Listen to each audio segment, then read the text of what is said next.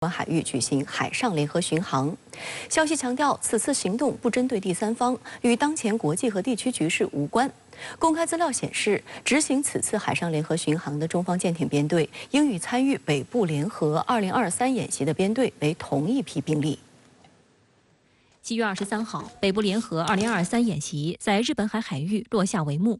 参与演习的中方海上编队由导弹驱逐舰齐齐哈尔舰、贵阳舰、导弹护卫舰枣庄舰、日照舰以及综合补给舰太湖舰组成。演习期间，中俄双方海空兵力联合筹划、联合指挥、联合作战，先后进行了海空护航、威慑驱离、锚地防御等多个科目的实兵演练。北部联合2023演习是中俄共同维护海上战略通道安全的重大实战行动，又是两军深化海空一体联合作战的重要实践活动，对提高两国两军战略合作水平、维护东北亚地区稳定具有积极推动作用。 据悉，此前第一次和第二次中俄海上联合巡航的任务编队，也都是在执行完前续任务后，立即转入下一阶段任务。2021年10月，中俄海军首次组织海上联合巡航，是在海上联合2021演习结束后，中俄海军10艘舰艇及6架舰载直升机组成联合编队，从彼得大帝湾出发，横渡日本海，穿越京津海峡，经西太平洋南下，穿越大隅海峡，进入东海。 去年9月，俄罗斯组织的东方2022演习结束后，中俄组织了第二次海上联合巡航。当时，俄罗斯太平洋舰队与中国海军舰艇在太平洋海域再次完成联合巡航，巡航路线经过日本海、白令海等，总里程超过7000海里。 分析指，从官方消息中提到巡航范围在太平洋西部和北部，可以判断，此次巡航路线可能也将途经日本海、太平洋，最远或可达白令海。觉得它既然公布的主要的巡航区域是太平洋的北部和西部，我个人认为有可能还是第一次的那个路径，但也不排除有一个新的路径，就是。 在太平洋的北部，比如靠近阿留申群岛啊，那是很靠近美国第3舰队的地盘啊，包括西太平洋地区，就是沿日本列岛的东部啊，这个联合的巡逻啊，这样一来，那么意义可能就更重大了啊，那么它可能就有点进入太平洋的腹地啊，甚至于对美国第3舰队的地盘啊有一些这个进入的啊这种感觉，所以有可能是这两种路径选一条。 除了海上联合巡航，中俄空中战略巡航也是两国两军高水平合作的典范。就在6月初，中俄在日本海、东海相关空域组织实施了第6次联合空中战略巡航。从中俄2019年首次在东北亚地区组织联合空中战略巡航后，在2020年、2021年，中俄空中战略巡航保持1年1次的频率，这一频率在2022年得以加大。 2022年5月、2022年11月分别进行了第4次和第5次联合空中战略巡航。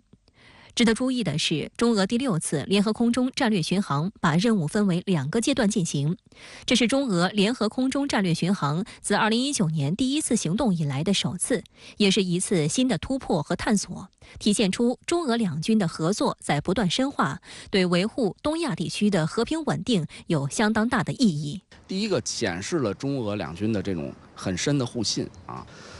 另外这个除了是这个新时代战略协作伙伴关系的一个体现，也是体现出两国两军维护地区和平的这样一个目的啊。因为我们知道，在地区相关的国家，特别是美国啊，拉帮结派，不断的搞一些大规模的演习啊，甚至于派一些战略平台，比如说战略轰炸机和核潜艇啊，在相关的区域，出现啊，那么实际上是对地区和平稳定的一个极大的威胁和破坏。那么中俄两军的这样的动作，实际上也是为了相对反制美军的这样的一个动作，然后维护区域的稳定和和平。抗美援朝战争是第2次世界大战后的一次最重要的国际多边综合性冲突，尽管是局部的，但是它所宣示的和平与正义的重大意义，不亚于2次大战的胜利。 因为在2战之后，虽然和平人类战胜了法西斯势力，但是整个国际社会依然没有改变帝国主义时代的基本特征，依然形成了以霸权为特征的东西方冷战格局。而朝鲜战争之后呢，在美苏两大霸权之外，出现了要求世界公平正义、和平发展的第三支重要力量和诉求，这就是以中国为代表的、倡导的独立自主、相互尊重、平等互利、和平共处的新型国际板块，有效地阻止了所谓新世界大战爆发的风险，形成了制约美苏两霸的大三角国际新格局。这个变化至关重要，对于后来结束冷战、走向和平发展新时代具有巨大的铺垫和推动作用。同时呢，这场战争还改变了世界大国关系的格局，改变了国际社会力量与秩序的格局。这是人类发展史上一次意义怎样评估都不会过高的伟大胜利，特别是约束了美国霸权主义在亚洲乃至世界上的横行霸道。朝鲜战争和后来的越南战争都是对美国霸权的重大打击，就逼迫美国在政治、经济、军事千疮百孔、霸权争斗又走投无路的情况下，不得不调整自己的战略，转向中国等，重新打开恢复关系的大门。由此逐渐使得以两大霸权争夺为主题的冷战走向终结，使和平人类真正迎来了和平发展、合作共赢的新时代。我们注意到，今天开幕的空军航空开放活动长春航空展现场，有嘉宾致辞时也提到，相关活动是对抗美援朝战争伟大胜利的纪念。那么，在您看来，我们以多种形式来纪念这场战争，是具有怎样的深意呢？确实这场战争最开头是由于各种复杂的国际形势变动，使中国不得已被动卷入的一场保家卫国的战争。但是从70多年的历史来看，这场战争堪称是改变了中国的根本命运、国际形象和国民素质的关键一战，可以说是新中国的立国之战，是构建周边及外部环境的和平之战。中国自鸦片战争以来，国运低迷，战乱频仍，动荡不安。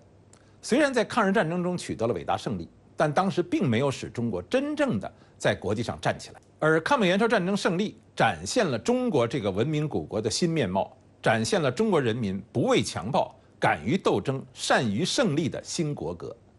改变了中国延续100多年的低迷国运，走上了一个国运上升的全新轨道。中国的国际形象不再是过去那个积贫积弱不堪一击的东亚病夫，一举成为国际舞台上极为重要、举足轻重的政治军事大国。同时，中国国家的形象、军队的形象、人民的形象都发生了根本性的改变，中国人真正的站立了起来。这场战争使中国让世人刮目相看，赢得了世界各大国的尊重。中国今天已经成长为世界上最大的贸易大国，世界工厂、世界市场是世界经济增长的主要引擎。这和当年这场战争为中国奠定和平的外部发展环境与相互尊重的合作基础是密不可分的。那这场战争胜利已经过去70年了，但是今天朝鲜半岛地区仍然很不稳定。您是如何来看待今天和未来半岛局势的发展？是的，从73年前为了保家卫国参战，直到今天，中国一直在竭尽全力地推动半岛的和平稳定。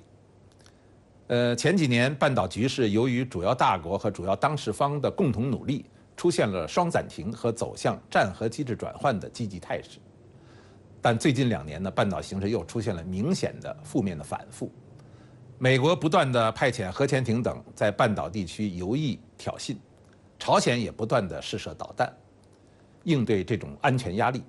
但是我们也必须看到，由于当年朝鲜战争的结果，使得这个地区其实已经形成了一种斗而不破、有惊无险的基本的力量均衡格局。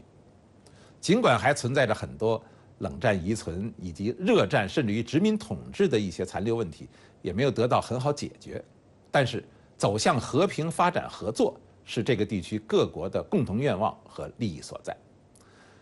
无论是域内5国及朝韩2个当事国和中国、俄罗斯、日本，还是域外的美国，都在这个地区的发展中拥有重大的利益。尽管大家还有分歧，还有很多问题没有解决，因为这个地区积蓄了从冷战、热战等一系列的历史矛盾，也积蓄着中美俄日等世界上最主要的政治大国、经济大国和军事大国。这就意味着稳定半岛局势不仅对于这个地区，而且对于整个世界的和平发展都具有重大的意义。实践证明啊，中国越强大，中国所主张的半岛和平稳定的方针就越会得到更多的国家认同，各国之间的双边或多边互动就越正常、越频繁，就会使得半岛的和平稳定越巩固，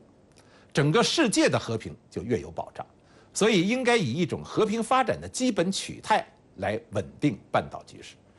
而不是动辄采用制裁等消极办法，